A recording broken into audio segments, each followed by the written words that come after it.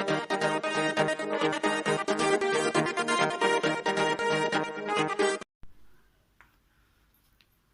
Students, मैं तौफीक खान आपका अपनी इस YouTube की ऑनलाइन क्लास में बहुत बहुत स्वागत करता हूं। बच्चों जैसा आपको पता है कि इस चैनल के अंतर्गत आपको सब्जेक्ट केमिस्ट्री से रिलेटेड नई नई वीडियोस रोज़ाना मिलती हैं और आप यहां पर केमिस्ट्री को अच्छे ढंग से सीख सकते हैं। साथ ही साथ जो भी व्यूवर्स नए हैं जो मेरी इस वीडियो को देख रहे हैं, आप मेरी वीडियो को लाइक एवं सब्सक्राइब करें ताकि लेक्चर जो केमिस्ट्री का है इससे संबंधित आपको नए अपडेट्स रोजाना मिलते भी रहें और साथ ही साथ आप जिस भी बोर्ड से हैं आपको उसकी सूचना भी इसी चैनल पर बराबर मिलती रहेगी। तो बच्चों हम लोग अपने इस लेसन को स्टार्ट करते हैं। जैसा कि आपको पता है हम लोग सेकेंड बुक पढ़ रहे हैं। सेकेंड बुक का हेलो एल्केन तथा हेलो एरीन लेसन चल रहा है। उस लेसन पर कुछ टॉपिक भी हम लोगों ने कवर किए हैं। लास्ट हमारा टॉपिक था कुछ नेमिंग रिएक्शन हुई थी, लास्ट के पार्ट पे नेमिंग रिएक्शन हो गई थी जिसमें हम एल्किल हैलाइड को कैसे बनाते हैं उसको बनाना हमने सीखा था। आज बच्चों हम लोग सीखेंगे कि एल्किल हैलाइड जो है, ठीक है, इसका भौतिक गुण क्या होता है, कैसे दिखते हैं, क्या है इनका भौतिक गुण। आज इस पार्ट में हम लोग सिर्फ यही सीखने वाले हैं और कल का जो नेक्स्ट पार्ट होगा इसमें हम एल्किल हैलाइड के रासायनिक गुण पढ़ेंगे जिसमें रिएक्शंस आती हैं उसको सीखेंगे। तो बच्चों देखें, आज एल्किल हैलाइड के भौतिक गुण हम देख रहे हैं, तो अब ध्यान से देखें। मेथिल और एथिल क्लोराइड, मेथिल यानी कि CH3Cl और एथिल यानी C2H5Cl, ये जो हैं ये गैसें हैं, लेकिन जो इससे उच्च सदस्य हैं, उच्च सदस्य का मतलब जब कार्बन की संख्या 2 से ज्यादा हो जाएगी यानी C3 से ऊपर, C3 C4 ऐसे ऊपर हो जाएगी तो वो लिक्विड अवस्था में पाई जाएंगी।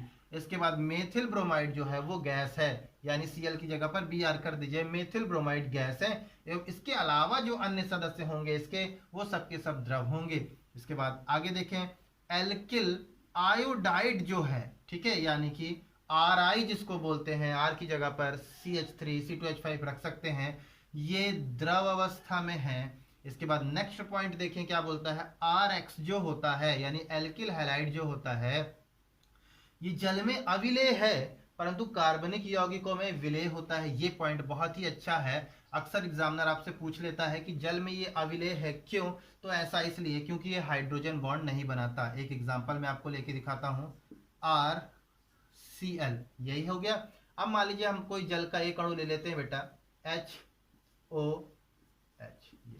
तो हाइड्रोजन बॉन्ड बनने की क्या है, मतलब कैसे हाइड्रोजन बॉन्ड बनता है, जब कभी भी हाइड्रोजन डायरेक्ट ऑक्सीजन से, नाइट्रोजन से या फ्लोरीन से जुड़ा होता है बच्चों, तभी हाइड्रोजन बॉन्ड बन सकता है। तो ध्यान से देखें, ये हाइड्रोजन ऑक्सीजन के साथ, ये तो जल का मॉलिक्यूल्स है, और अगर ये हाइड्रोजन किसी दूसरे परमाणु या दूसरे अणु के, है ना, ये दूसरा अणु है, या यूं बोल सकते हैं इस अणु का हाइड्रोजन किसी दूसरे अणु के ऋण विद्युतीय परमाणु, तो ऋण विद्युतीय परमाणु यही है, इससे आंशिक आकर्षण रखेगा। तो अब ये आंशिक आकर्षण रख रहा है तो ये देखना है ना, ये वाले H के साथ जो क्लोरीन जुड़ा है कहीं उसमें ये 3 तो नहीं है। अगर ये 3 होते तो इस वाले बॉन्ड को हाइड्रोजन बॉन्ड कहते। चूंकि यहाँ पर क्लोरीन है तो ये हाइड्रोजन बॉन्ड की पॉसिबिलिटी को नहीं बना रहा है, और अगर हाइड्रोजन बॉन्ड नहीं बन रहा है इसीलिए ये अविलेय है। दूसरा एग्जाम्पल मैं आपको दिखा देता हूँ कुछ विलेय की सीरीज का, जैसे C2H5OH ऐसा होता है, C2H5OH। अब इसको मैं जल के साथ अगर डिसॉल्व करना चाहूं बच्चों, तो देखें H2O का H ये एथिल अल्कोहल के ऋण विद्युती के साथ आंशिक आकर्षण रखेगा। तो ऋण विद्युती कौन है, O सबसे ज्यादा, तो ये इसके साथ आंशिक आकर्षण रखेगा, और आंशिक आकर्षण को ही देखें यहाँ पर हाइड्रोजन बॉन्ड बोलेंगे, और हाइड्रोजन बॉन्ड है इसीलिए एथिल अल्कोहल जल में विलेय है। आप इस चीज को देखें। फिर आगे देखें, RCl यानी एल्किल क्लोराइड जल से बच्चों हल्का होता है, परंतु जो एल्किल ब्रोमाइड यानी RBr या Ri जल से भारी होते हैं। ये है आपका भौतिक गुण।